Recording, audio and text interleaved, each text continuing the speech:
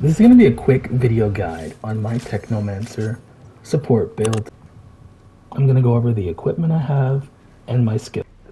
I'm using the legendary assault rifle, the Thunderbird. I love this gun. It's got a 27% boost in crit damage, status power 27%, and close range damage 6.25%. It's got ultimate storm whip, which is one of my favorite mods. I absolutely love Storm Whip, and I try to make sure that at least one weapon in my arsenal has that because it's just so good. I freaking love it. Watching lightning rain down on enemies as they're just stuck there frozen, too good. And then it's also got the mod Striga. 30% critical damage is returned to you as health, which is pretty dope. So I'm sitting there, I'm freezing people, getting crits on them because I'm aiming for the head because they're standing right there, and all that damage is going back to me. Alright, next we got the Core 19 LMG Blue Blood. This is a light machine gun, only 5,000 damage. It's got weapon life leech though, 13%. I can still boost that some. It's got close range damage, 6.25%. And it's got skill of life leech, 4.9%. It's got the tier 3 mod killing shots, turn enemies into an anomaly bomb, dealing 4,000 damage.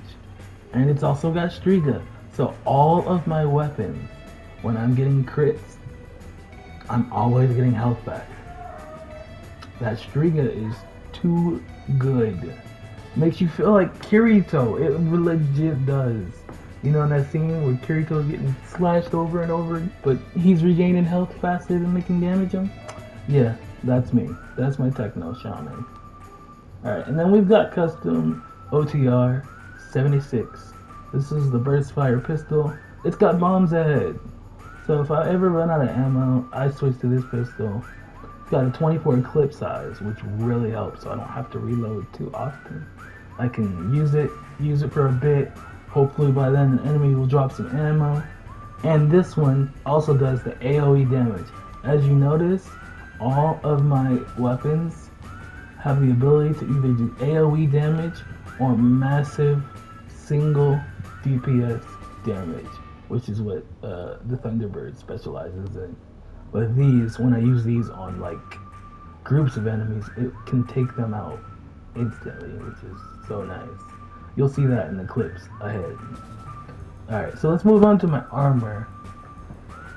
This one has anomaly power, long range damage, and status power. Sub-skills are going to always be focused on anomaly power and status power. My weapons always want to have close range damage or some kind of weapon life leech. This one, Phantom Dash. This is the Flash Step skill. The Robe of the Storm Rider has also anomaly power, status power, and healing received. As you see, I prioritize certain perks. Helps keep me alive. And it is, I know it's merely an aesthetic choice. I mean, because you can still get damaged when you're phantom dashing. But, I mean, it just looks so saucy. I feel good using the flash step, getting away, rolling around, freezing enemies. It helps my build. It helps with the roleplay. Makes me feel like a freaking god on the battlefield. I feel like I am speaking to the soul of the planet and I got powers that these normal peons don't. That's why I always use Phantom Dash. Shield Blast. A complete shield depletion triggers a powerful energy blast, dealing 2,000 damage up to enemies within a 5-meter burst. So if you lose your shield and damage your enemies around you, whenever your health is replenished, and this is so good. It's really freaking good. This is the skill that will make you feel like Kirito, because you're always going to be getting damage and that extra armor. See how my armor is 8,000 right now? When I have this skill procced, which is always getting procced, whenever I'm dealing damage from any of those sources, I'm going to have a boosted armor. You'll tank like a boss. Well, I've only got 2,000 health. Yep, it's pretty nasty. Next up, we've got the Altered Gauntlets. This one has Anomaly Power, Healing Received, and Cooldown Reduction. Seismic Impulse. A seismic impulse is generated every 6 seconds, dealing 1,876 damage to enemies around you within a 5-meter radius. Killing Force. Killing enemies with critical shots grants 1,900 anomaly power to you and your allies for 10 seconds. One of my biggest problems starting as a Technomancer was my friends would be like, "Oh Trey, you're freezing all your enemies, but you're not finishing them." Alright, so this helps you finish the enemies off. So you can start off with your Cold Snap or your Freezing Turret, freeze the enemies. You could Phantom Dash to them, use your melee, or just let the Seismic Impulse finish them off. You got options, you know? And the last piece of equipment is going to be my Assassin Boots. This one has a boost to my max health, my healing received, and that long range damage boost. It's got the mods Emergency Stance, Attain Golem Protective Effect for 4 seconds whenever your health drops below 30%. And this shows up as like rocky armor on your body, and it will get you through some real tough fights.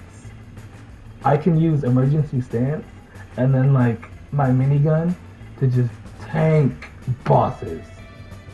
And then we've got Even the Odds, which is very helpful. It doesn't need within a 10-meter radius around you. This one really helps me most at the start of encounters when the waves first show up. So I'll Phantom Dash into a group of enemies. I'll have a boost to my max health. So I'll get to like 2,800 health when I normally got 2,000 or 2,400. And being surrounded by them, I can freeze them all, switch over to the core, and while they're all frozen, turn them into anomaly bombs and take. So these are my stats. My max wearable item level is 30. My average item level is 29. My firepower is 6,000. My critical chance is 5%. My critical hit damage is 52%. Close range is 6%. Long range damage is 20%.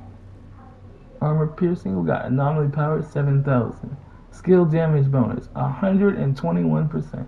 Status power 87.9%. Global cooldown reduction 5%. We've got 8,000 armor, 52% physical damage reduction, no resistances. We got 2,000 health. We got 0% health regen, 7.5% bonus healing. We got 20% weapon life leech and 18% skill life leech. So it doesn't sound too OP on paper, does it? But as you'll see in the gameplay clips ahead, it's pretty nasty.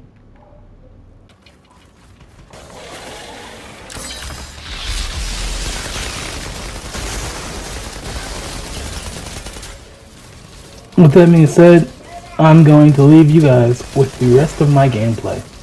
Enjoy the showcasing of the build. Let me know your thoughts on it. And if you want to see more Outriders gameplay, go ahead and leave a like for the video. Comment. Big Trey and Ghetto Gaming. We'll be putting out more content daily soon. Thank you so much for watching.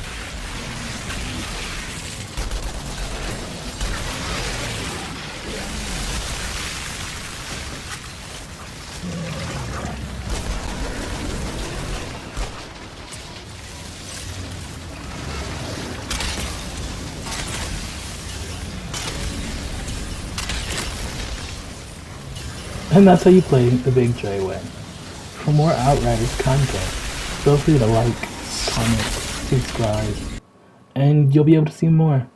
I'll be putting out more stuff based on Outriders pretty soon. Thank you so much for watching. Peace out.